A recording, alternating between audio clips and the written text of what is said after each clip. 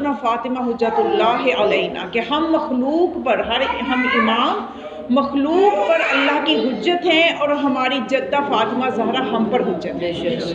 اور جو حجت ہونے کا مطلب یہ ہے کہ جو حجت ہوتا ہے، جو حجت خدا ہوتا ہے، اس کا علم اور اس کا اختیار اللہ کا عطا کردہ ہوتا ہے۔ جو حجت الہی ہو، چاہے وہ جناب سیدہ ہے، چاہے وہ باقی 13 معصومین ہیں، یہ حجت الہی ہے۔ حجت الہی ہونے کا مطلب یہ ہے کہ جو ہستیوں کو اللہ اپنی حجت بنا کے دنیا میں بھیجتا ہے، ان کو دنیا میں آ کے علم حاصل کرنے کے لیے مدرسوں میں نہیں جانا پڑتا، انہیں کسی کے آگے بھی جو ہے استاد ان کا کوئی نظر نہیں آتا، کسی کے آگے زانوئے تلمس تیر نہیں کرنا پڑتے، بلکہ ان کا استاد جو ہوتا ہے وہ فقط پہلی جو حجت الہی ہے وہ ان سے لیتا ہے، ورثے میں علم لیتا ہے۔ اور علم لینے کا انداز بھی حجت الہی کا ہماری طرح نہیں ہوتا کہ کتابوں کے رٹے لگ رہے ہیں، کتب بینی ہو رہی ہے، یا کسی کو سن کے علم لے رہے ہیں، ایسا نہیں ہے، بلکہ وہ علم لینے کا ان کا انداز ایسا ہوتا ہے کہ ہر معصوم دوسرے معصوم کو علم ودیعت کرتا ہے۔ اب مولا کائنات نے کس طرح سے رسول خدا سے علم لیا؟ کیا ہمیں یہ نظر آتا ہے تاریخ میں کہ مولا کائنات رسول خدا کے پاس پڑھنے کے لیے کاپی پینسل لے کے بیٹھتے تھے تو پھر علم آتا تھا؟ نہیں، بلکہ آپ نے کیا فرمایا؟ آپ نے فرمایا کہ مجھے رسول اللہ نے علم اس طرح بھرایا ہے جیسے دانا کبوتر اپنے بچے کو بھراتا ہے۔ اور کیوں؟ اس لیے کہ یہ نورانی مخلوق ہے، باطناً نوری ہیں، ہمارے لیے ہماری ضرورتوں کو، ہماری ہدایت کے لیے لباس بشری میں آئے ہیں۔ جب لباس بشری میں آیا تو لوگوں نے دھوکہ کھا لیا، ان کو اپنے جیسا سمجھ لیا، حالانکہ نہ ان کا آنا ہمارے جیسا، نہ ان کا جانا ہمارے جیسا۔ انہوں نے ان کا آنا بھی اپنے جیسا مسلمانوں نے سمجھ لیا، جانا بھی اپنے جیسا سمجھ لیا۔ یہ تو ہم جیسے ہیں، اب چلے گئے ہیں، اب ان سے کیا مانگنا ہے، اب یہ کیا دے سکتے ہیں؟ تو یہ ان کی وہ جہالت ہے کہ ان کی معرفت اندھی معرفت ہے، کہ کوئی معرفت ہوتی نا نورانی اور عقائد اور علم اور قرآن کی روشنی میں، تو یہ ایسی باتیں نہ کرتے۔ تو معصومین علیہ السلام جو ہے یہ اللہ کے رازوں میں سے ایک راز ہے، اور خاص طور پہ جناب سیدہ 13 معصومین سے الگ ہے۔ 13 معصومین سے الگ کچھ خصوصیات ہیں جناب سیدہ کی، وہ میں آپ کو بتانا چاہتی ہوں کہ وہ الگ خصوصیات کیا ہیں۔ کہ جناب سیدہ کا دنیا میں آنا،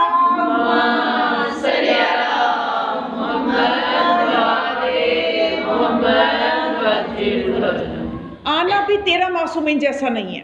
13 معصومین کے لیے ہمیں ان کی زیارت میں جملہ ملتا ہے کہ آپ وہ نور ہیں من اصلاب الشامخات الی الارحام المطہرہ، کہ جو پاکیزہ صلبوں سے پاکیزہ رحموں کی طرف منتقل ہوتا ہوا آیا۔ یعنی سب سے پہلے یہ نور جو تھا یہ پیشانی آدم میں چمکا، اس کے بعد انبیاء کی پشتوں سے ہوتا ہوا یہ دنیا میں آیا۔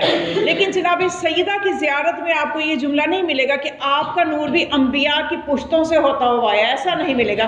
وہ خصوصیت یہ ہے جناب سیدہ کی کہ معراج پہ رسول خدا کو بلایا گیا، اور وہاں پہ ایک پھل ہے جس میں بعض کہتے ہیں سیب ہے، بعض کسی اور پھل کا نام لیتے ہیں، بہرحال جنت کا ایک میوہ کھلایا گیا، اس میوے کے ذریعے سے نور فاطمہ براہ راست ان کے والد کی صلب میں منتقل ہوا، اور پھر عفت اور صدفے جناب سیدہ خدیجہ الکبریٰ میں پھر وہ نور منتقل ہوا۔ اور جناب خدیجہ میں جب نور سیدہ منتقل ہونا تھا، 40 دن تک جناب سیدہ خدیجہ عبادت میں مصروف رہی، رسول خدا الگ رہے۔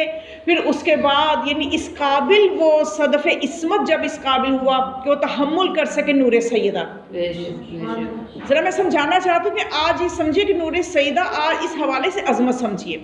اور جناب خدیجہ جو ہیں ان کے وطن نے چونکہ مستقل ہونا تھا یہاں پہ نور سیدہ، اس لیے جناب خدیجہ کی پاکیزگی میں آج بتانا چاہتی کہ اللہ نے اس پاکیزگی کو، اس مسکن کو کتنا پاکیزہ بنایا جس میں نور سیدہ کو منتقل کرنا تھا۔ تو خدیجہ کا کیا معنی ہے؟ خدیجہ جو ہے یہ عربی میں خطیج، یہ اس کا معنی ہوتا ہے جیسے امیچور، یعنی وہ بچہ جو وقت سے پہلے دنیا میں آ جائے، اسے ہم اپنی زبان میں کیا کہتے ہیں؟ امیچور کہہ دیتے ہیں۔ تو وطن مادر میں جب بچے کو 4 ماہ گزر جاتے ہیں تو ایک مخصوص عرصے کے بعد جو ماں کا خون ہوتا ہے جو وہ اس کی غذا بننا شروع ہو جاتا ہے، وگرنہ جب ایسے حالات نہ ہو عورت پہ تو ہر مہینے وہ ان ایام کو پھر اس کو درپیش ہوتے ہیں.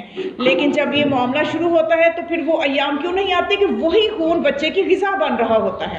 لیکن جناب خدیجہ کو ختیجہ اس لیے کہا جاتا ہے کہ جس کو ہم امیچور کہتے ہیں، عربی میں اس کو ختیجہ کہتے ہیں، یعنی آپ بہت پہلے دنیا میں آ گئی، وہ خون آپ کی غذا بننے سے پہلے آپ دنیا میں آ گئی. یہ جناب خدیجہ کی طہارت ہے، کیونکہ جناب خدیجہ کے صدف عصمت نے اس جگہ بننی ہے جہاں پہ منتقل ہونا ہے نور سیدہ. اب سمجھ میں آئے جناب سیدہ کی طہارت کا کیا کہنا. تو پھر خدا کیوں نہ اس بی بی کے لیے فرمائے انما یرید اللہ لیذھب عنکم الرجس، کہ یہ وہ حق ہے، نجاست کو دور رکھنے کا حق ہے. کیا آیت آپ ماشاءاللہ سے آیت سنتے ہیں بچپن سے، جب سے آپ یہاں پہ فرش عذاب پہ آ رہے ہیں، اور ہمارے بچے کو یہ آیت یاد ہے، اور بہت سی ایسی آیات ہیں جو ولایت کے متعلق ہیں وہ ہمارے بچوں کو آنی چاہیے. ان میں سے یہ ایک آیت تطہیر بھی ہے. تو آیت تطہیر کو آج ہم نے اس کی روشنی میں سمجھنا کہ جناب سیدہ کو کس طرح رجس سے دور رکھا گیا، کہ یہ دنیا تو سمجھ ہی نہ سکی، معرفت سیدہ حاصل ہی نہ کر سکی.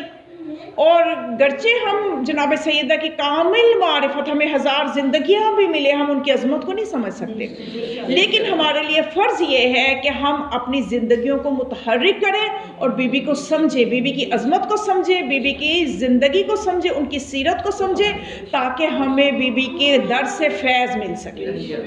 تو جناب سیدہ کے بارے میں جب یہ آیت، اب آج عیسائی بڑے خوش ہوتے ہیں، کہتے ہیں آپ کے قرآن میں ہماری مریم کے لیے یہ الفاظ موجود ہیں، ان اللہ اصطفاکی و طہراکی و اصطفاکی علی نساء العالمین، کہ خدا نے ہماری مریم کے لیے 2 مرتبہ فرمایا کہ اے مریم، اللہ نے تجھے چن لیا ہے، تجھے طاہر کیا ہے، تجھے چن لیا ہے، اور دوبارہ کہا ہے واصطفاکی و طہراکی، اور تجھے مطہر کیا ہے، پاکیزہ کیا ہے، اور تجھے عالمین کی عورتوں پہ چن لیا ہے. تو میں کہوں گی کہ یہاں پہ اگر غور کیجئے، جناب مریم کے لیے لفظ آ رہا ہے ان اللہ اصطفاکی، اللہ نے تجھے چن لیا ہے، وطہرکی، اور تجھے پاکیزہ کیا ہے. لیکن جناب سیدہ کی شان میں جب طہارت سیدہ کو بیان کرنا تھا تو طہرکی کا لفظ نہیں آیا، بلکہ تطہیرہ کا لفظ آیا. تطہیرہ اس سرچشمے کو کہتے ہیں کہ جہاں سے طہارتیں نکلتی ہیں. اگر جناب مریم کو بھی طہارت ملی ہے تو جناب سیدہ کے صدقے سے ملی ہے. اور یہ جو تطہیر، اور اس آیت پہ غور کیجئے خدا کا کیا لب و لہجہ ہے. اب عام مسلمان کہتے ہیں جی ہمارے لیے کتاب خدا کافی ہے، تو کتاب خدا کیسے سمجھ سکتے ہیں جبکہ لہجہ الہی ہی پتہ نہیں ہوگا. لہجے سے بات کا بہت زیادہ مطلب بدل جاتا ہے، یعنی لہجہ ہی ہوتا ہے جو بات کے مطلب کو کچھ کا کچھ بنا دیتا ہے. میں آپ کو اس کی یہیں پہ بات کو روک کے حدیث قصہ سے ایک مثال دیتی ہوں. حدیث قصہ میں جب مرکز تعارف جناب سیدہ کو بنایا جاتا ہے تو خدا تعارف یہ کرواتا ہے ہم فاطمہ تو و ابوہا و والہا و بنوہا. یہ تعارف کس وقت کروایا؟ کہ جب جبرائیل نے پوچھا یا رب ومن تحت الکسا. اب یہ جو جبرائیل کا لہجہ ہے، اس کو ہم میں سے کون سمجھ سکتا ہے؟ کوئی بھی نہیں. وہی نہ کہ جو جبرائیل کے بھی فخر جبرائیل ہوں گے وہی سمجھ سکیں گے جبرائیل کا لہجہ کیا ہے. یعنی مثال کے طور پہ میں اگر کسی کے بارے میں پوچھنا چاہوں تو میں کہوں کہ یہ کون ہے، میں نے سادہ انداز میں کہا تو آپ مجھے تعارف کروائیں گے. اور اگر میں ان الفاظ یہی ہوں گے، صرف میرا لہجہ بدلے گا. میں اگر یہ کہوں یہ کون ہے، اس کا مطلب کہ میں تعریف کروانا چاہ رہی ہوں کہ ذرا بتائیں یہ کون ہے. الفاظ وہی ہیں، صرف میرا لہجہ بدلا تو اب میری بات کا مطلب بدل گیا. پہلے میں نے سادگی سے کہا یہ کون ہے تو آپ مجھے بتا دیں گے فلاں بنت فلاں ہے. اب میں آپ سے کہوں یہ کون ہے، اب میرا لہجہ بدل گیا. اسی طرح قرآن میں بہت سی جگہ ایسے ہیں یہ امت تعبیریں کرنے خود بیٹھ جاتے ہیں. اب یہ لہجہ خدا کو کیسے سمجھ سکتے ہیں؟ تو کیسے کہہ سکتے ہیں کتاب خدا کافی ہے، جبکہ خدا اپنے نبی کے لیے فرماتے ہیں اوحا الیکا ما اوحا، اے حبیب تجھے خدا نے وحی کی جو چاہی کی. اب یہ خدا کے لہجے کو تو نبی ہی بتائے گا نا کہ یہاں پہ کس لہجے سے کون سی بات ہو رہی ہے اور اس کا مطلب کیا ہونا چاہیے. تو اب جب جبرائیل نے پوچھا تو اب یہاں پہ یا رب ومن تحت الکسا، اے خدا زیر کسا کون ہے. تو اب یہاں پہ ہر اہل معرفت اپنی معرفت کے حساب سے ترجمہ کرتا ہے، ٹھیک ہے، کیونکہ جتنی کسی کو اہل البیت کی معرفت ہوگی ویسا ہی وہ ترجمہ کرے گا. کسی نے یہ ترجمہ کر دیا، اب جیسے یہ سوال کہ جبرائیل کیوں پوچھ رہے ہیں، جبرائیل تو اس گھر میں آتے ہیں جاتے ہیں، آیات لے کے آنا جانا ہے، ہر ایک کو جانتے ہیں. تو آج جبرائیل یہ سوال کیوں کر رہے ہیں یا رب ومن تحت الکساء، اے رب تحت الکساء کون ہے؟ تو اب ہر کسی نے اپنی معرفت، کسی نے یہ کہہ دیا بھئی اس لیے جبرائیل نے کہا کہ پانچوں نور جب مجتمع ہوئے تو جبرائیل نہ پہچان سکے.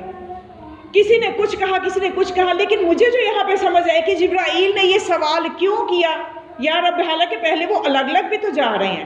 اب یہ جبرائیل کیوں پوچھ رہے ہیں کہ اے اللہ زیر کساء کون ہے؟ اب یہ جبرائیل کا لہجہ یقیناً ایسا ہی ہوگا کہ جبرائیل چاہتے ہیں کہ اللہ اہل بیت کا قصیدہ مجھے سنائے، اللہ مجھے اہل البیت کا قصیدہ سنائے. اے خدا اب یہ اکٹھے ہوئے، اب بتا ذرا یہ کون ہے؟ تو پھر خدا نے فرمایا یہ وہ ہے ما خلقت السماء مبنیۃ ولا ارض مدحیۃ ولا قمر منیرا ولا شمس مضیئۃ، کہ یہ وہ ہے کہ جن کی خاطر میں نے زمین و آسمان کو خلق کیا ہے. یہ وہ ہے. تکبیر، اللہ اکبر، نعرہ تکبیر، اللہ اکبر، نعرہ رسالت یا رسول اللہ، نعرہ رسالت یا رسول اللہ، نعرہ حیدری یا حیدری یا حیدری یا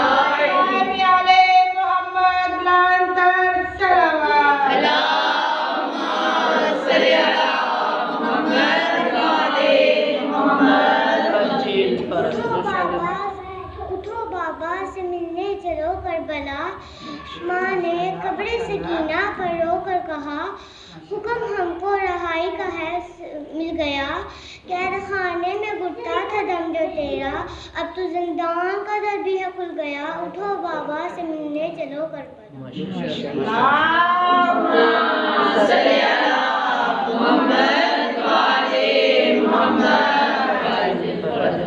اب اسی طرح سے کلام الہی، اس کی قیامت تک بھی قرآن کی تفسیر ہوتی رہیں گی. تو کوئی بھی تفسیر کرنے والا یہ نہیں کہہ سکتا کہ میں نے اس کی آج ایسی تفسیر کر دی اب آگے ضرورت نہیں ہے. یعنی کتنے مفسرین ہیں جو تفسیریں کرتے آئے ہیں، کرتے چلے جائیں گے، کر رہے ہیں، لیکن کلام الہی ایک معجزہ ہے، اللہ کا کلام ہے یہ، اس کی کون حتماً تفسیر کر سکتا ہے؟ تو اس لیے اس طرح سے اس کے لیے جتنی کسی کا علم و معرفت بڑھے گا وہ تفسیر کرتا چلا جائے گا. اب یہ جو آیت تطہیر ہے اس کے متعلق آپ نے بڑی گفتگو سنی ہوگی، بہت گفتگو آج تک سنی ہوگی، لیکن ذرا اس انداز سے بھی سنیے کہ اس پہ غور کرنے کی ضرورت ہے کہ خدا یہ فرماتا ہے انما یرید اللہ، صرف اور صرف اللہ کا ارادہ یہ ہے. اب یہاں پہ خدا اپنی مشیت کی بات نہیں کر رہا، ارادے کی بات کر رہا ہے.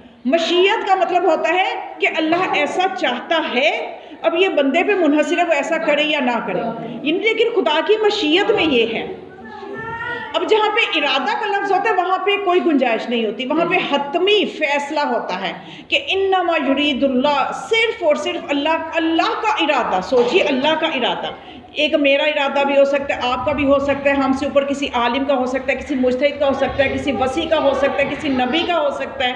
تو ارادے کی نوعیت بدلتی جائے گی، اس کا محکم ہونا بدلتا جائے گا. اللہ اپنے ارادے کی بات کر رہا ہے، انما یرید اللہ، اللہ کا یہ ارادہ ہے. توجہ چاہوں گی، آپ بس توجہ ادھر رکھیں، کوئی بات نہیں، دائیں بائیں جو کچھ بھی ہو رہا ہے. آپ اس وقت جو وقت لے کے آئی ہیں وہ جناب سیدہ کے لیے لے کے آئی ہیں. تو آج اپنے قلوب کو ہم نے منور کرنا ہے ذکر سیدہ سے.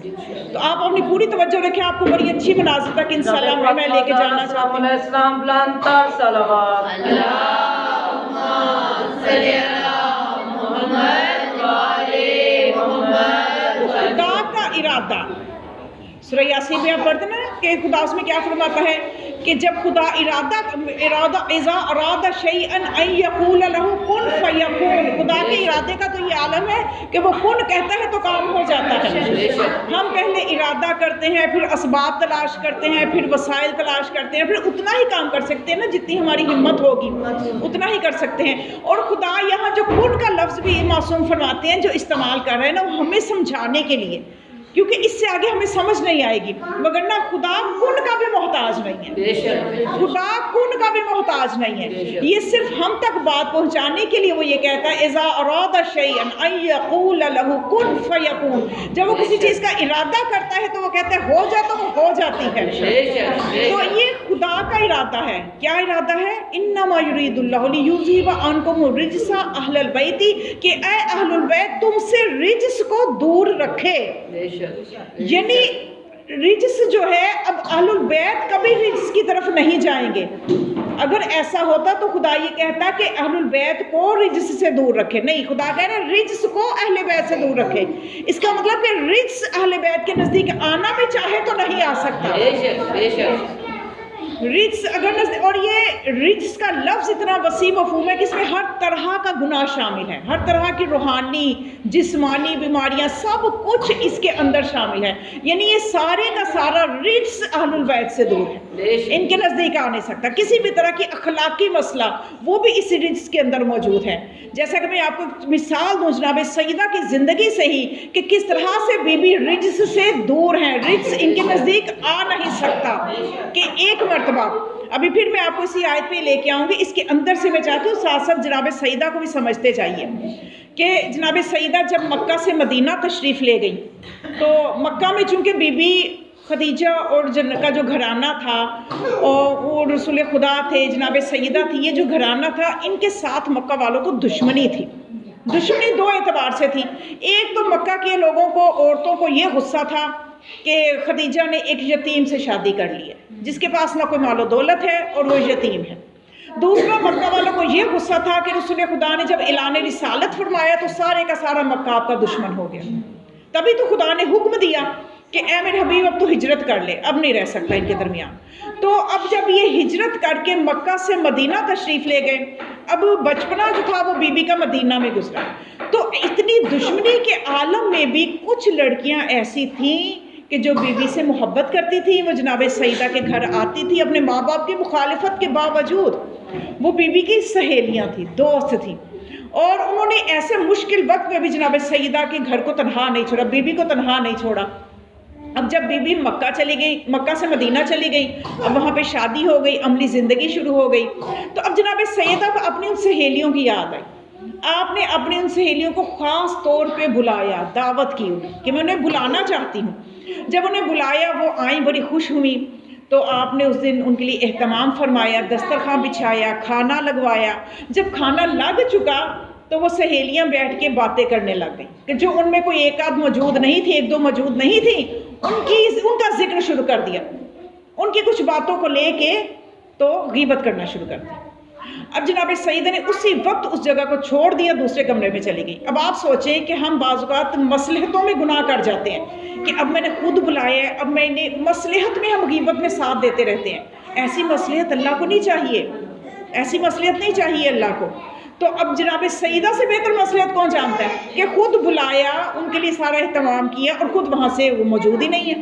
اب وہ کھانا کھا رہی ہیں، باتیں کر رہی ہیں. جب کھانا کھا چکی تو جناب سیدہ کہ انہوں نے آواز دی کہ آپ فاطمہ، آپ ہمارے پاس کیوں نہیں آ رہی؟ تو بی بی نے فرمایا کہ یوں ہی تم نے غیبتیں شروع کی ہیں، میں وہاں ٹھہر نہیں سکتی تھی، کیونکہ میرے بابا نے یہ فرمایا ہے کہ جہاں غیبت ہو رہی ہو وہاں سے ایسے بھاگو جیسے مردار سے بھاگتے ہیں. تو جب تم اپنا موضوع بدلو گی تو میں تمہارے پاس آؤں گی. اب بی بی نے لحاظ نہیں کیا کہ میں نے خود بلایا، یہ مہمان ہے، یہ کھانا شروع ہونے لگے، میزبان ہی غائب ہے. ہم ایسی بہت سی چیزوں میں مصلحتیں برتتے ہوئے ہم اپنے مولا کو ناراض کر دیتے ہیں. اور خاص طور پہ یہ جو گناہ غیبت ہے، اس کے بارے میں کیا حدیث مبارکہ میں ہے کہ جیسے اپنے مردہ بھائی کا گوشت کھانا. اور قرآن بھی کیا فرماتا ہے کہ تم اس غیبت کے بارے میں خاص طور پہ قرآن میں احکامات آئے ہیں کہ اس کو چھوڑ دو، یہ مردار ہے. کیوں مردار ہے؟ دیکھیے اس میں ایک فلسفہ ہم نے سمجھنا ہے کہ اس میں حدیث میں یہ کیوں فرمایا کہ زندہ بھائی کا گوشت کھا رہا ہے. زندہ کا بھی تو گوشت کھانا حرام ہے نا، گوشت کھانا انسان کا گوشت تو ہے ہی حرام. کیوں حدیث مبارکہ میں اس طرح سے تنبیہ کی گئی کہ جس نے غیبت کی اس نے اپنے مردہ بھائی کا گوشت کھایا. پتہ نہیں اس غالباً روایت میرے حتمہ ذہن میں نہیں ہے، 70 زنا سے بدتر یہ ہے. اب ہم زنا سے تو بہت استغفار کرتے ہیں جی، بہت ہم بچ گئے گناہ سے جی، ہم زنا میں مبتلا نہیں ہے کہ شاید ہم ہر بیماری سے بچ گئے، اور یہ پتہ نہیں ہے زنا سے بدتر جو بیماری ہے وہ ہمارے اندر موجود ہے. تو اب اس فرش اعزاز سے آج آپ نے سیرت سیدہ سے یہ بی بی سیدہ سے یہ حد کر کے اٹھنا کہ آج کے بعد ہم غیبت نہیں کریں گے، نہ سنیں گے نہ کریں گے. اپنے کانوں کو بھی پاک رکھیں گے، اپنی زبان کو بھی پاک رکھیں گے. جتنے ہم پاک ہوں گے اتنا ہمیں پاکوں کا قرب ملے گا، اتنی ہمیں پاک ہستیوں کی معرفت ہوگی. مگر نہ جتنی مرضی مجلس سے سن لو، مجلس سے سن کے بھی ہم نے غیبتیں ہی کرنی ہے، مجلس سے سن کے بھی ہم نے نمازیں قضا کرنی ہے، مجلس سے سن کے بھی ہم نے حجاب نہیں کرنا. تو سن لیں، جتنی مرضی سن لیں. اس سے نہ تو ہمیں کوئی فائدہ ہونے والا ہے، نہ انہیں کو ہم فائدہ پہنچا رہے ہیں، کیونکہ ہم نے یہ ذکر کرنا ہے ان کے اور اپنے فائدے کے لیے۔ اب یہ میں بتا رہی تھی کہ آخر زندہ، یہ روایت میں ایسے کیوں نہیں ہے کہ غیبت جس نے کی اس نے زندہ بھائی کا گوشت کھایا؟ تو اس کی وجہ یہ ہے کہ جو زندہ کے جسم سے اگر گوشت کا کوئی ٹکڑا اتر جائے یا اتار لیا جائے تو اس کی باڈی کا سسٹم ایسا ہے وہ دوبارہ جو بھر جاتی ہے، وہ جگہ گوشت بن جاتا ہے۔ جیسے ڈاکٹر کہتے ہیں جی گوشت کھلائیں، اس کو قیمہ کھلائیں، خدا نخواستہ کسی کے ساتھ کوئی حادثہ ہو جائے تو زخم بھر جاتا ہے، لیکن مردے کا اگر گوشت کا ٹکڑا اتر جائے تو وہ نہیں بھرتا۔ یعنی خدا کہنا کیا چاہ رہے ہیں، نبی فرمانا کیا چاہ رہے ہیں کہ غیبت جب تم ایک دفعہ کر لیتے ہو نا، اس کو کوئی جبران نہیں ہے، اس کی کوئی کمپنسیشن نہیں ہے، اس کی کوئی کمپنسیشن نہیں ہے کہ آپ کہیں گے چلو جی میں توبہ کر لوں گی۔ تو دیکھیں اس کے لیے توبہ کا بھی کیا، میں آپ کو حدیث سنا دوں اس بارے میں، اگر ہم توبہ سمجھ کے کبھی غیبت کر لینا تو ایسی غلطی بھی نہ کیجیے گا، اس لیے کہ حدیث مبارکہ میں آیا ہے کہ اگر کوئی غیبت کرتا ہے، اگر توبہ کر لے گا تو جنت میں سب سے آخر میں جائے گا، آخر میں اس کو کھڑا کیا جائے گا، سب پہلے جائیں گے۔ توبہ اگر توبہ نہیں کرے گا سب سے پہلے جہنم میں جائے گا۔ اس کا کوئی وہ نہیں ہے کہ ہم کہیں گے شاید ہم اس کا کچھ حل کر لیں گے یا اس کی ہم توبہ کر لیں گے، یعنی یہ سمجھ لیے ایسے کہ جیسے تیر کمان سے نکل گیا تو واپس نہیں آتا۔ تو اس لیے آج سے جتنی ہو چکی، اور اس میں نقصان کتنا زیادہ ہے، نقصان اس میں یہ ہے کہ ہم اپنی نیکیاں دوسرے کو دے دیتے ہیں، دوسرے کی بدیاں لے لیتے ہیں، واہ کیسی تجارت ہے بھائی، یہ تو خسارے کا سودا ہے۔ اور آخرت میں جب ایک ایک نیکی کے لیے انسان ترسے گا نا، اپنی اولاد کو بھی نہیں لفٹائے گا، ماں باپ اپنی اولاد کو بھی نہیں دیکھیں گے، نظر ہی نہیں کریں گے کہیں ہم سے نیکیاں نہ مانگ لیں۔ اس وقت مائیں کتنی جان قربان کرتی ہیں اولاد پہ، یہی مائیں ہوں گی، یہی اولاد ہوگی، لیکن نیکیوں کی اتنی ضرورت ہوگی کہ انسان اپنی اولاد سے منہ چھپائے گا، منہ موڑ لے گا۔ اولاد کے پاس اگر ہوں گے کہ ماں باپ ہم سے کہ نیکی نہ مانگ لیں، وہ اپنا منہ چھپائیں گے، کیونکہ تولا جا رہا ہوگا۔ اور اس وقت عالم میں جب کیا حال ہوگا کہ جب ہم دیکھیں گے کہ یا خدا یہ برائیاں تو ہم نے کی بھی نہیں، یہ ہمیں کہاں سے مل گئیں؟ خدا فرمائے گا فلاں بندے کی غیبت کی تھی، اس کی برائیاں تجھے مل گئیں۔ یا اللہ یہ قتل، یہ جھوٹ، یہ تو میں نے بولے بھی نہیں، یہ کہاں سے میرے آ گئے حساب میں؟ اور کچھ ایسے خوش نصیب ہوں گے وہ خوش نصیب جن کی ہم غیبت کرتے ہیں، وہ تو خوش نصیب ہو گئے نا، وہ اپنے نامہ اعمال میں دیکھیں گے یا اللہ یہ نمازیں شب یہ تو میں نے کبھی پڑھی نہیں تھی، یہ میرے پاس کیسے آ گئی؟ اور یہ نمازیں، یہ اتنی ساری نیکیاں، یہ حج عمرے میرے پاس، بھائی وہ فلاں بندے نے تیری غیبت کی تھی، اس کی نیکیاں تجھے مل گئی، تیری برائیاں اس کو مل گئیں۔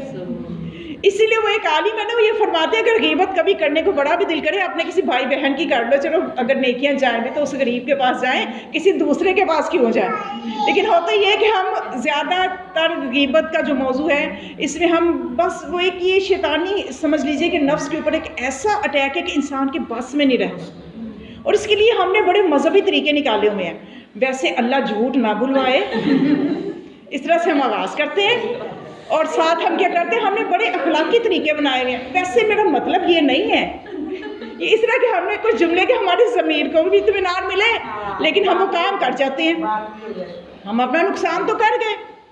ایک بہت بڑے عالم دین ہے، غالباً شیخ توسی، ان کو آ کے کسی نے بتایا قبلہ وہ فلاں بندے نے آپ کی غیبتیں کی ہیں، اتنی غیبتیں کی ہیں، اس نے آپ کو اتنا برا بھلا کہا ہے، آپ کی غیبتیں کی ہیں۔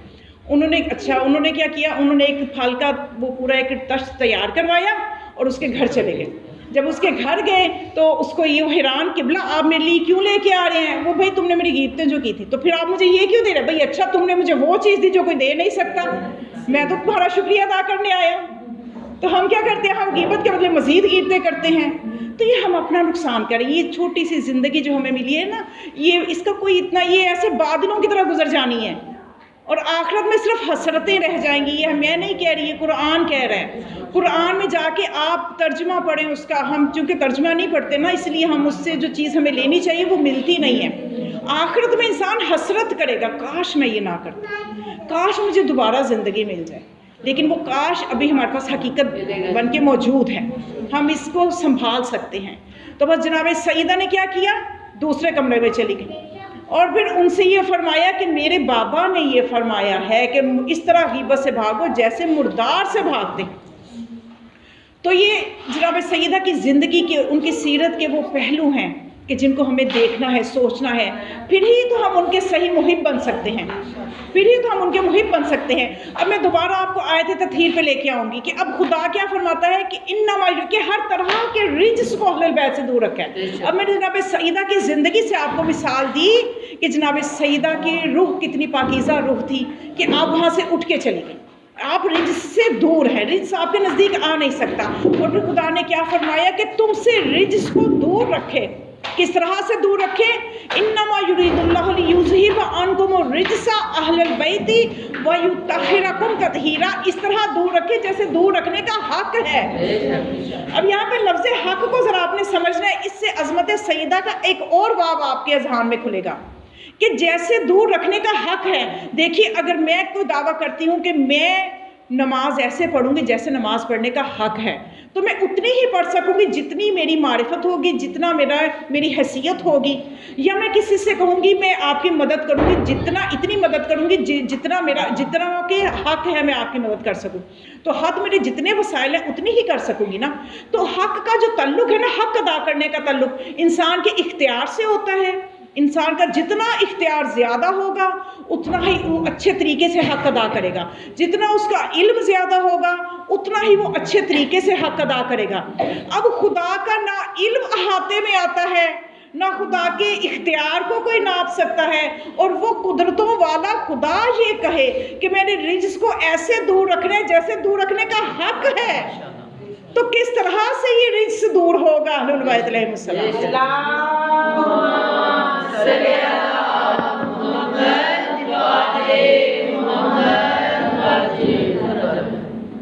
نعرہ تکبیر، اللہ اکبر، نعرہ رسالت، یا رسول اللہ، نعرہ حیدری، یا علی، بلند و اسلام، اللہم صلی علی۔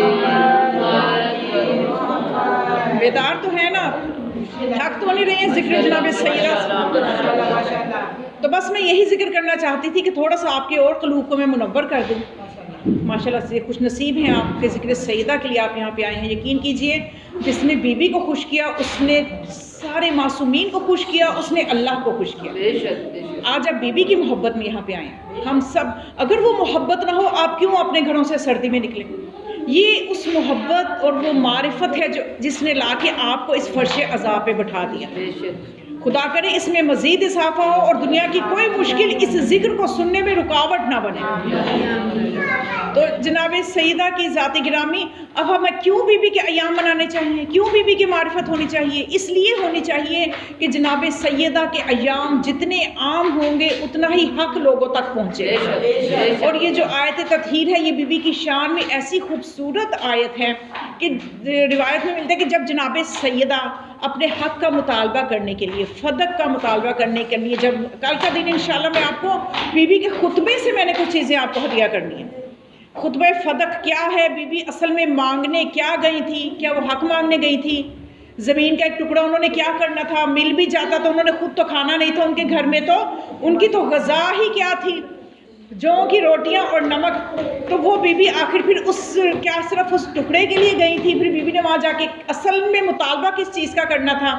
کیا چیز کس وجہ سے بی بی وہاں گئی تھی؟ تو اس کے متعلق جتنی انشاءاللہ گفتگو ہے وہ میں آپ کو کل بتاؤں گی، لیکن آج اتنا بتاؤں گی کہ بی بی جب وہ اپنا وہاں پہ خطبہ دے کے واپس آ گئی، گھر واپس آ گئی، کچھ دن گزرے، مولا کائنات مدینے میں گلی سے گزر رہے تھے تو وہ جو خلیفہ اول ہے مسلمانوں کا اس سے ملاقات ہو گئی، خلیفہ اول سے ملاقات ہوگی۔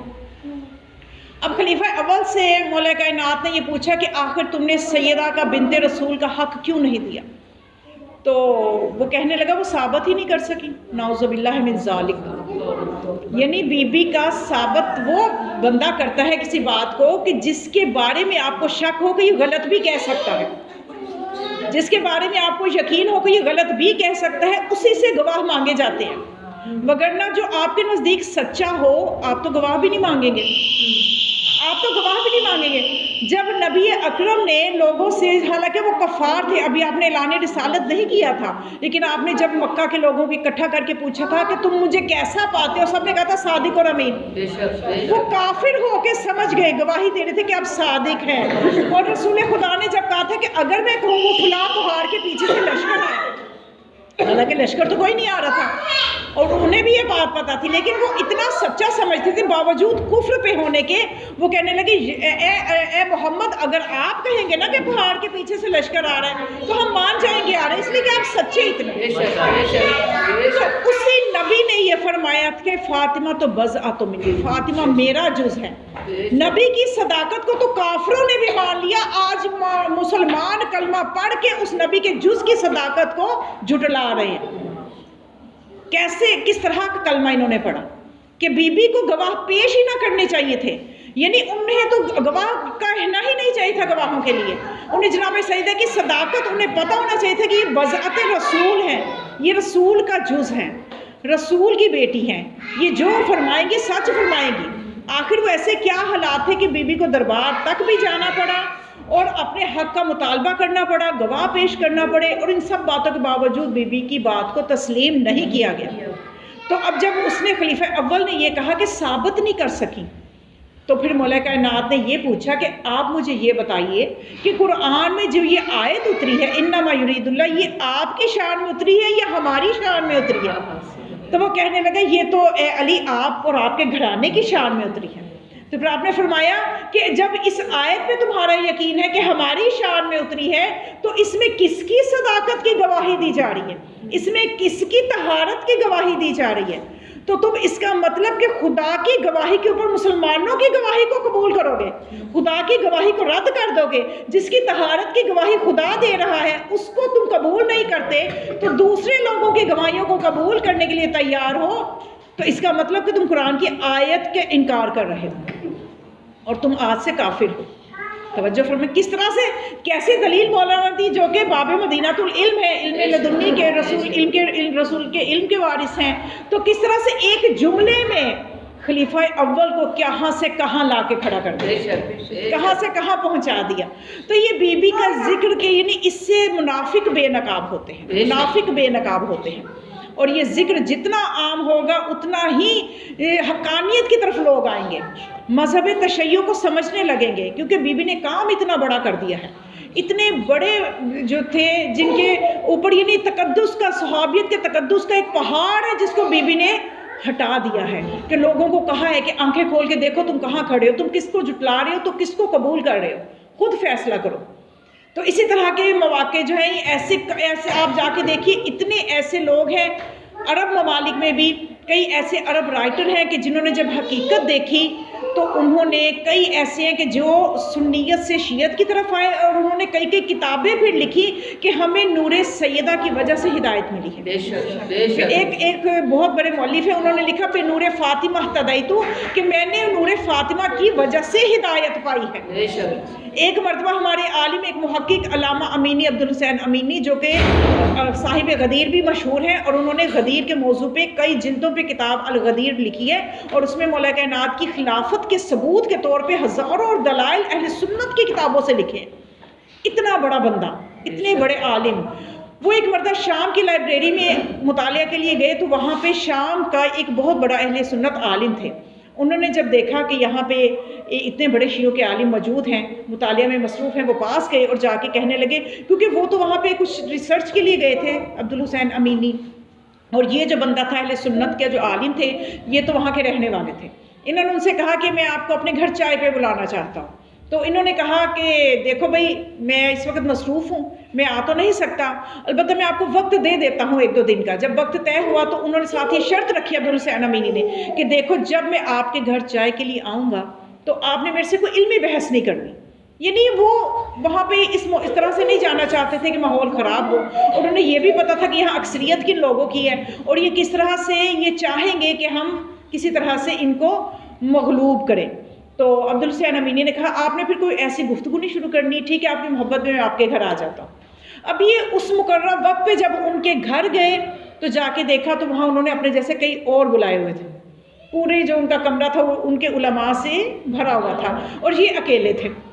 خیر یہ چلے گئے تو ابھی بیٹھے چائے وغیرہ پی تو انہوں نے گفتگو شروع کر دی. انہوں نے صرف ایک جملہ ان میں سے ایک نے کہا کہ قبلہ یہ بتائیے کہ آپ کے مذہب کی حقانیت کی دلیل کیا ہے، مذہب تشیع کے حقانیت کی دلیل کیا ہے. دیکھیے آج مذہب تشیع پہ اتنے حملے ہو رہے ہیں، اگر بی بی کے صدقے سے ہم نے اپنے عقیدے کو دلائل سے نہ سمجھا تو مشکل نہیں ہے کہ صبح کے وقت ہم ایمان پہ اور شام کو ایمان سے فارغ ہو جائیں، کیونکہ یہ قرب ظہور امام کا زمانہ ہے، اور اس کی نشانی معصومی نے یہ بتائی ہے ایسے خراب حالات ہوں گے کہ صبح کے وقت ایک مومن ایمان پہ ہوگا، شام کے وقت ایمان سے فارغ ہوگا، اگلی صبح پھر ایمان لائے گا، دوپہر کو پھر ایمان سے فارغ ہوگا۔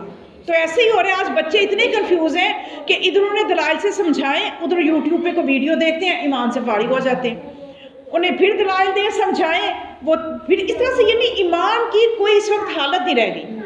تو ہمیں چاہیے ہم خود بھی سمجھیں، اپنے بچوں کو بھی سمجھائیں، اپنے عقیدے کو سمجھیں۔ تو یہ کہنے لگے مذہب تشیع کی حقانیت کی دلیل کیا ہے، اس کے حق ہونے کی دلیل کیا ہے؟ تو یہ کہنے لگے میں نے آپ کو منع کیا تھا کہ آپ نے کوئی سوال نہیں کرنے۔ تو وہ کہنے لگے چلے بس اتنا جواب دے دیں، اس کے بعد ہم بات نہیں کریں گے۔ اب اتنے جو وہاں پہ بیٹھے تھے انہوں نے کیا کیا، انہوں نے صرف 2 جملے بولے۔ ان کے علم کا عالم دیکھیں، یہ حقیقی غلام ہے اس در کے جو علم لدنی کے وارث ہیں، جو حقیقی خدا کے علم کے، جو علم لدنی جن کے پاس ہے، اس در کے یہ حقیقی غلام ہیں عبدالحسین امینی۔ انہوں نے 2 جملے فرمائے، انہوں نے کہا آپ مجھے بس اتنا بتا دیں کہ آپ جناب سیدہ کو کیسی خاتون سمجھتے ہیں؟ ان سب نے کہا ہماری کتابیں بھری ہوئی ہیں بی بی کی عصمت سے، بی بی بہت جو ہیں وہ عظمت کی مالک تھیں، اور وہ بنت رسول تھیں، اور ان کے قریب کبھی کوئی نجاست، کبھی کوئی چیز آ نہیں سکتی، ان کا اتنا مرتبہ بلند ہے، بی بی کچھ کبھی غلط کر نہیں سکتی، وہ بلند مرتبے والی خاتون ہے جو بضعت رسول ہے، رسول کا جز ہے، رسالت کا جز ہے۔ جب اپنی کتابوں سے فضائل بی بی کے پڑھ چکے تو انہوں نے ایک جملہ بس اور کہا بتاؤ مجھے یہ کہ کیا بی بی جب دنیا سے گئیں تو انہیں اپنے زمانے کے امام کی معرفت تھی یا نہیں تھی؟ یعنی یہ تو زمانے کے امام ہر تخت پہ آئے ہوئے کو بنا لیتے ہیں نا، تو اب اگر اب یہ پھنس گئے کہ اگر ہم کہیں کہ بی بی کو زمانے کے امام کی معرفت تھی تو یہ پوچھیں گے بتاؤ کہ پھر بی بی ناراض کن سے گئی؟ یہ بتاؤ کہ بی بی کن سے ناراض گئی، کن کو اپنے جنازے میں شریک ہونے سے منع فرمایا؟ تو اب یہ اسی سوال پہ پھنس گئے کہ بتاؤ بی بی کس سے ناراض گئی اور کس سے خوش گئی، انہیں زمانے کے امام کی معرفت تھی یا نہیں تھی؟ تو جب یہ سوال کیا تو اب وہ چپ ہے، اب وہ ایک دوسرے کے منہ دیکھ رہے ہیں کہ اس کا جواب ہم کیا دیں، کہ اتنے میں کسی نے بولنے کی تھوڑی سی کوشش کی تو ان سے جو بڑا ان کا عالم تھا اس نے کہا چپ کر جاؤ، فقد افتضحنا، اس نے ہمیں رسوا کر دیا ہے، یعنی ہم رسوا ہو چکے ہیں، ہمارے پاس اس بات کا جواب نہیں ہے۔ تو جناب سیدہ کا جو یہ وصیت فرمانا کہ یہ میرے جنازے میں بھی شریک نہ ہو، انہیں میری قبر کا نشان بھی نہ بتایا جائے، کیونکہ جو کسی مومن کے جنازے میں شریک ہوتا ہے تو جو مرنے والا ہے اس کو پہلی خوشخبری یہ دی جاتی ہے کہ تمہارے جنازے میں جنہوں نے تمہارے جنازے میں شریک ہوئے ہیں ان کے گناہ بخش دیے گئے ہیں۔ بی بی نے ان کے لیے بخشش کا یہ دروازہ بھی بند کر دیا کہ انہیں پتہ ہی نہ چلے کہ کب بی بی کو دفن بھی کر دیا گیا۔ اور یہ جناب سیدہ کی وہ حکمت ہے، یہ بی بی چونکہ حجت ہیں اللہ کی طرف سے، حجت الہی ہیں، تو ان کا کوئی بھی عمل، کوئی بھی فعل ایسا نہیں ہے کہ ہم کہ حکمت سے خالی ہے۔ آج دنیا نور سیدہ سے، بی بی سیدہ کے اسی عمل کی وجہ سے شیعت کی طرف آ رہی ہے کہ ایک طرف جناب سیدہ کی عصمت اور طہارت ہے، ایک طرف صحابیت کا تقدس ہے۔ جب یہ صحابیت کے تقدس سے تھوڑا نکلتی ہے تو انہیں حقیقت نظر آتی ہے، تو یہ کہتے ہیں کہ آج ہم سمجھ گئے حقیقت کیا ہے، صراط مستقیم کیا ہے۔ تو عابدہ، زاہدہ، طاہرہ، راضیہ، مرضیہ، ام ابیہا جناب زہرا کی ذات پر بلند سے بلند تر صلوات۔ اللہم صلی علی محمد وآلِ محمد۔ بس مومنات جناب سیدہ کی ذات سے خیر بی بی کی زندگی میں بھی بٹ رہا تھا، آج بھی بی بی کے وجود کی برکت سے خیر بٹ رہا ہے۔ آج آپ مشہد چلے جائیں تو وہ بھی بی بی کی برکت سے ہی مشہد آباد ہے، بی بی کے فرزند ہیں وہ، اگر بی بی نہ ہوتی تو آج ہمیں مشہد کی برکتیں نہ ملتی۔ کربلا چلے جائیں، اگر بی بی نہ ہوتی ہمیں کربلا کی برکتیں نہ ملتی۔ آپ کاظمین چلے جائیں، نجف چلے، یہ ساری بی بی کی برکتوں کی وجہ سے آباد ہیں۔ اور اسی لیے آپ کو جو لقب، جو انعام آپ کو خدا کی طرف سے ایک ملا، وہ نام ہے مبارکہ، یعنی با برکت بی بی۔ اور برکت کیا چیز ہوتی ہے؟ برکت یہ ہوتی ہے کہ چیز کم ہو فائدہ زیادہ ہو، چیز کم ہو فائدہ زیادہ ہو۔ جیسے کہ مثلا جیسے آپ نے تبرک کا انتظام کیا، تبرک کم تھا، لوگ زیادہ آ گئے، لیکن وہ سب کو پورا ہو گیا تو آپ کہیں گے برکت ہو گئی، تبرک میں برکت ہو گئی۔ تو اسی طرح سے بی بی کی ذات با برکت ذات ہے۔ مولا کائنات کے نام کی برکت ایسی ہے کہ بس ایک واقعہ سنا کے میں مصائب کی طرف آتی ہوں کہ سلطان آبادی ایک بہت بڑے عالم ہیں، تو ان کا یہ کام تھا کہ یہ ہر مہینے کی پہلی جمعرات کو طالب علموں کو کھانا کھلایا کرتے تھے، مجلس رکھتے تھے اور کھانا کھلاتے تھے۔ تو ایک دفعہ، اور یہ 50 طالب علموں کو دعوت نامہ جاتا تھا کہ آج آپ نے مجلس میں آنا ہے۔ ایک مرتبہ غلطی سے ڈبل ہو گیا کام کہ وہ 50 کے بجائے 100 کو چلا گیا، یعنی انہوں نے کسی طالب علم کے ذمہ ممکنہ لگایا، اس نے بھی 50 کو دے دیا، 50 کسی اور نے بھی دے دیا، 100 لوگوں کو دعوت نامے چلے گئے۔ اب ان کے پاس انتظام تھا صرف 50 لوگوں کا۔ اب انہوں نے اپنے استاد کو فون کیا کہ یہ مسئلہ بن گیا، میں تبرک کیسے پورا کروں؟ انہوں نے کہا کہ تم دیگ میں کچھ بھی ڈالنے سے پہلے میرا ویٹ کرنا، میرا انتظار کرنا، میں آؤں گا تو پھر تم اپنا اس میں پکانے کا کام شروع کروانا۔ جب وہ آ گئے تو خالی دیگ میں وہ جو استاد تھے انہوں نے ہاتھ پھیرا اور پڑھا علی خیر البشر من ابا فقد کفر، علی خیر بشر ہے، جس نے انکار کیا وہ کافر ہوا۔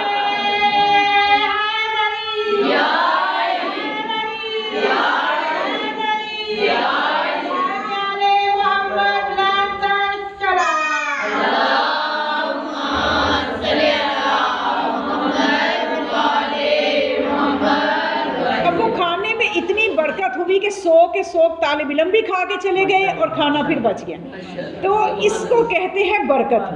تو جناب سیدہ کی ذات کی برکت دیکھیے کہ آج عیسائی کہتے ہیں جی ہماری بی بی مریم کے نام کا اتنا لمبا سورہ موجود ہے، تو بات برکت کی ہے۔ خدا نے اپنی توحید کو بھی چھوٹے سورہ میں سمجھایا، اور جناب سیدہ کا بھی سورہ کوثر جتنا چھوٹا اتنا ہی جامعیت ہے اس میں، اور اس میں جامعیت ایسی ہے کہ عرفاء یہ کہتے ہیں یہ سورہ کوثر جو ہے چھوٹا سورہ، سب سے چھوٹا سورہ، لیکن اس کی جامعیت ایسی ہے کہ اس کے اندر قیامت تک کے تمام ذریت سیدہ کے نام لکھے ہوئے ہیں، صرف وہ دیکھنے کی ضرورت ہے کہ وہ نام کس طرح سے لکھے ہوئے ہیں۔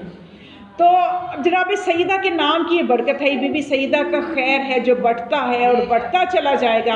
صرف ہمیں بی بی کے در سے مانگنا آنا چاہیے، ہمیں صرف بی بی کو راضی کرنا آنا چاہیے کہ بی بی راضی کیسے ہوتی ہے۔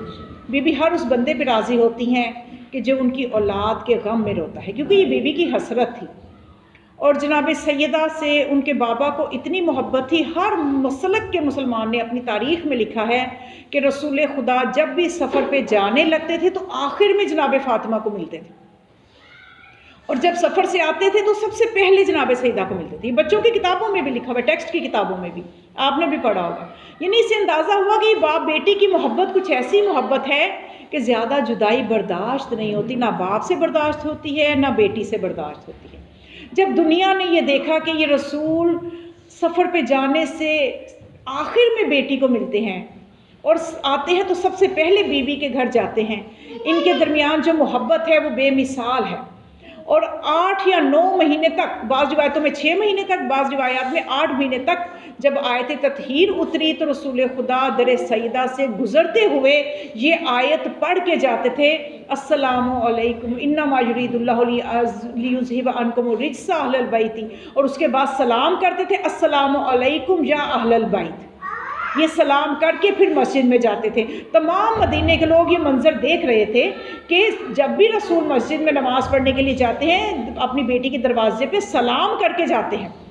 اب اگر کوئی بھی باپ کسی بیٹی کے گھر جاتا ہے اندر جا کے بیٹی کو سلام کر سکتا ہے، لیکن رسول یہ اس لیے کر رہے ہیں کہ مسلمانوں کو بتانا چاہتے ہیں مسلمانوں جب میں نہ رہوں اس دروازے کا احترام کرنا، میں نبی انبیاء کا سردار ہو کے اس دروازے پہ سلام کرتا ہوں، یہ وہ دروازہ ہے کہ جبرائیل بھی بغیر اجازت کے اس دروازے کے اندر نہیں جاتا، تم اس دروازے کا پہچان لو۔ لیکن افسوس کہ ان مسلمانوں نے کیسا پہچانا کہ وہ رسول جو سفر پہ جاتے ہوئے بھی اور آتے ہوئے سب سے زیادہ اپنی بیٹی کے ساتھ سب سے پہلے ملتے تھے، لیکن ایک وقت ایسا آیا کہ وہ رسول اپنی بیٹی کی چونکہ جدائی بیٹی برداشت نہیں کر سکتی تھی، جب دیکھا نا بابا کا آخری وقت ہے تو تاریخ نے لکھا کہ جناب سیدہ مسلسل گریہ فرما رہی تھی۔ ایک وقت آیا بی بی اپنے بابا کے پاس آئیں، دیکھا کہ بابا آرام فرما رہے ہیں، کچھ دیر کے لیے تکلیف سے کچھ افاقہ ہوا اور ان کے بابا آرام فرما رہے ہیں، تو بی بی نے اٹھانا مناسب نہ سمجھا اور اپنے بابا کے قدموں کی طرف جا کے جناب سیدہ نے اپنے بابا کے قدموں کی طرف بیٹھ گئی اور چھپ چھپ کے کہتے نا گھٹ کے رونا۔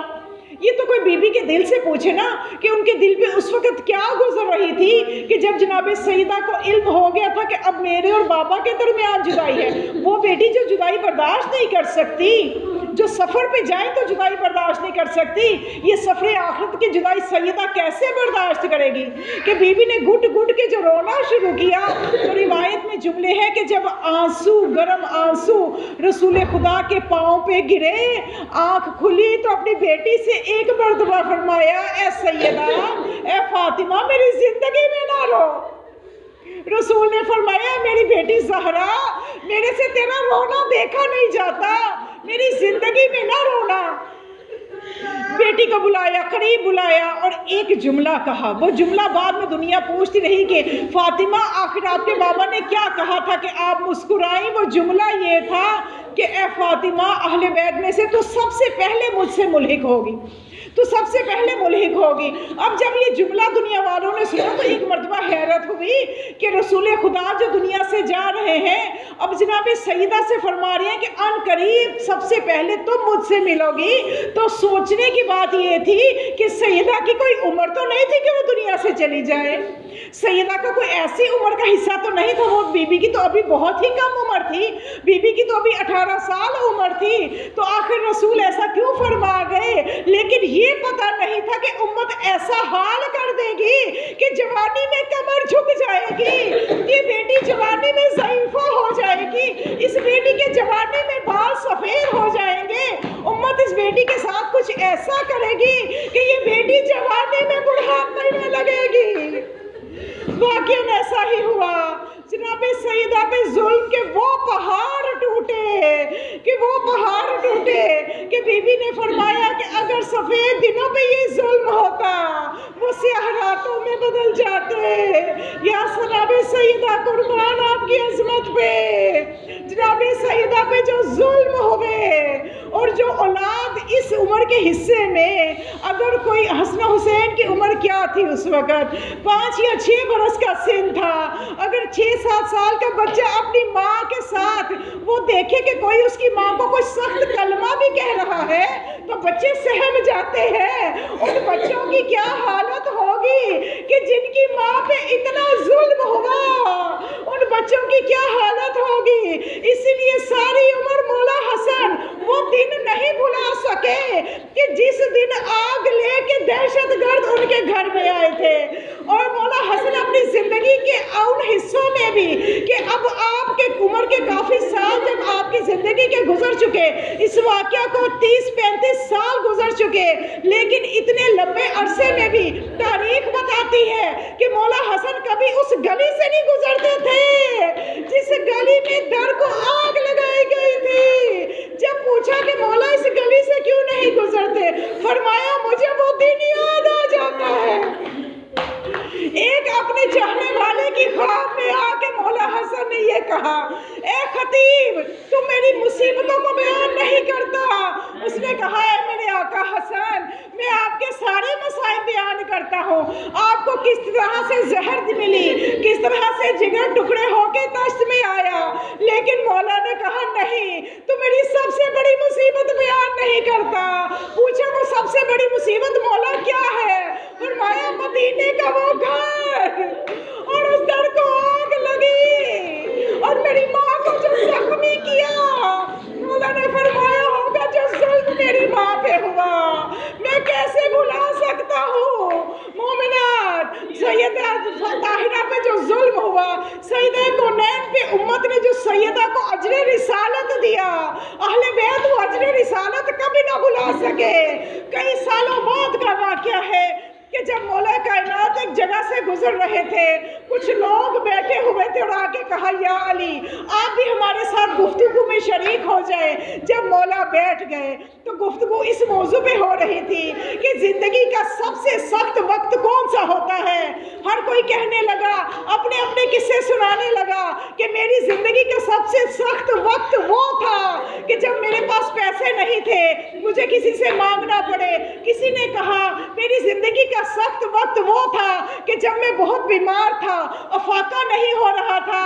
लेकिन जब मौला से पूछा, या अली, आप बताइए, आपकी ज़िंदगी का सबसे सख्त लम्हा कौन सा था?